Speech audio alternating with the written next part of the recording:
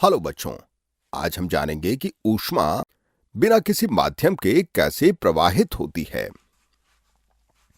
अब हम जानते हैं कि ऊष्मा धातुओं में से कैसे प्रवाहित होती है। ठोस में ऊष्मा चालन की प्रक्रिया के द्वारा प्रवाहित होती है। चालन के दौरान हीट एनर्जी एक अणु से दूसरे अणु में स्थानांतरित होती है। एक अणु हीट एनर्जी को अपने पास वाले अणु में स्थानांतरित करता है, लेकिन अणु अपने स्थान पर ही बने रहते हैं, ये गतिमान नहीं होते हैं। और द्रवों में क्या होता है? ऊष्मा द्रवों और गैसों में संवहन यानी कि कन्वेक्शन की प्रक्रिया द्वारा प्रवाहित होती है। संवहन में अणु स्थान परिवर्तित करते हैं, जैसे जब हम स्टोव पर पानी गर्म करते हैं। तले का गर्म पानी हल्का हो जाता है और ऊपर की ओर उठता है। ठंडा पानी ऊष्मा ग्रहण करने के लिए नीचे आ जाता है। इस तरह ऊष्मा द्रवों में फैलती है और द्रव संवहन की प्रक्रिया के द्वारा गर्म हो जाता है। संवहन गैसों में भी होता है। जब हम एक इलेक्ट्रिक हीटर को चलाते हैं, ये अपने आसपास की हवा को गर्म कर देता है। फिर ये गर्म हवा ऊपर उठती है और छत के पास की ठंडी हवा नीचे आ जाती है। अब ये ठंडी हवा गर्म हो जाती है और ऊपर उठ जाती है। फिर कुछ ठंडी हवा ऊपर से नीचे आ जाती है। इस तरह संवहन प्रक्रिया द्वारा ऊष्मा पूरे घर में फैल जाता है। अब आप सोच रहे होंगे कि हमें सूर्य की ऊष्मा कैसे मिलती है, क्योंकि हम जानते हैं कि सूर्य और पृथ्वी के बीच यहां कोई ठोस द्रव या गैस नहीं है। यहां पर केवल एक विशाल खाली स्थान है, एक विशाल वैक्यूम।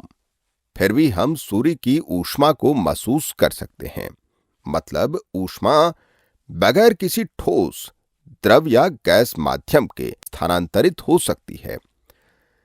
जब ऊष्मा बगैर किसी माध्यम के प्रवाहित होती है, यानी कि शून्य में से प्रवाहित होती है, ऊष्मा के इस तरह के स्थानांतरण को विकिरण या रेडिएशन कहते हैं।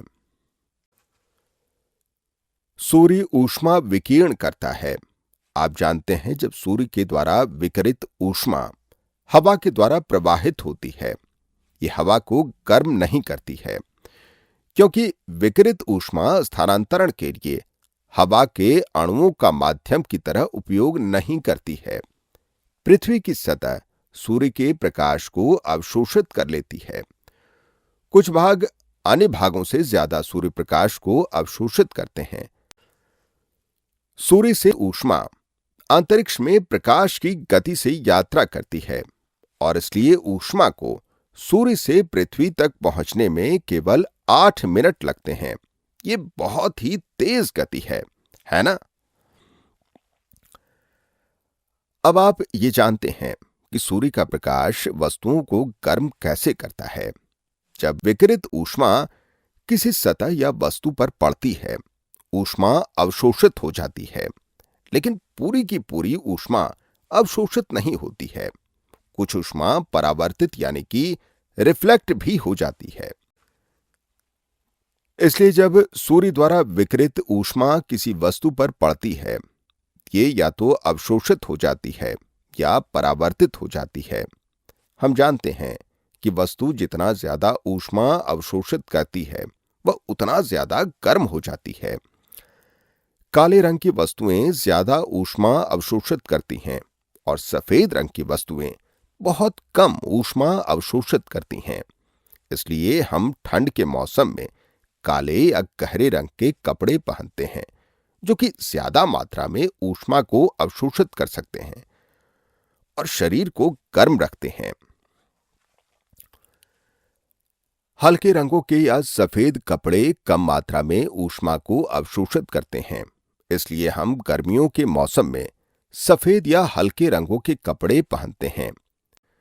इसी वजह से बर्तनों का तल काले रंग का होता है, ताकि आग से ज्यादा ऊष्मा अवशोषित कर सके और खाना जल्दी पक जाए।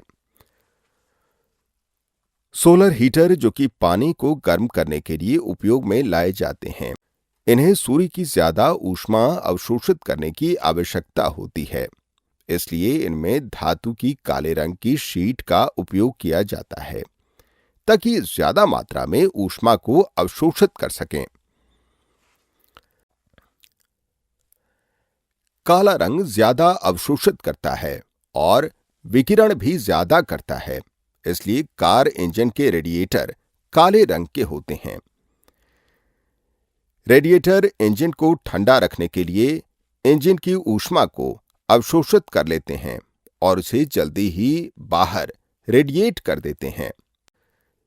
जब कार किसी ट्रिप से वापस आती है, तब हम यदि इसके रेडिएटर के पास खड़े होते हैं, तब हम रेडिएटर से बाहर आती हुई गर्म हवा को महसूस कर सकते हैं।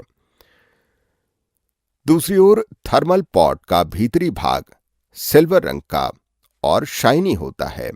ये शाइनी सतह बहुत कम ऊष्मा को अवशोषित करती है और ज्यादातर ऊष्मा को परावर्तित कर देती है। इसलिए इस तरह के बॉक्स में गर्म पदार्थ लंबे समय तक गर्म ही रहता है। इसी तरह रूम हीटर्स में भी हीटिंग कॉइल के पीछे शाइनी सिल्वर सरफेस होती है। क्या आप जानते हैं क्यों? शाइनी सिल्वर सरफेस ऊष्मा को सरलता से परावर्तित कर देती है, इसलिए यह कॉइल से निकलने वाली ऊष्मा को हीटर के सामने की ओर फोकस करने में मदद करती है। तो संक्षिप्त में, ऊष्मा एक स्थान से दूसरे स्थान तक बगैर किसी माध्यम के भी प्रवाहित हो सकती है और ऊष्मा के स्थानांतरण की इस प्रक्रिया को विकिरण या रेडिएशन कहते हैं। अभी के लिए इतना ही।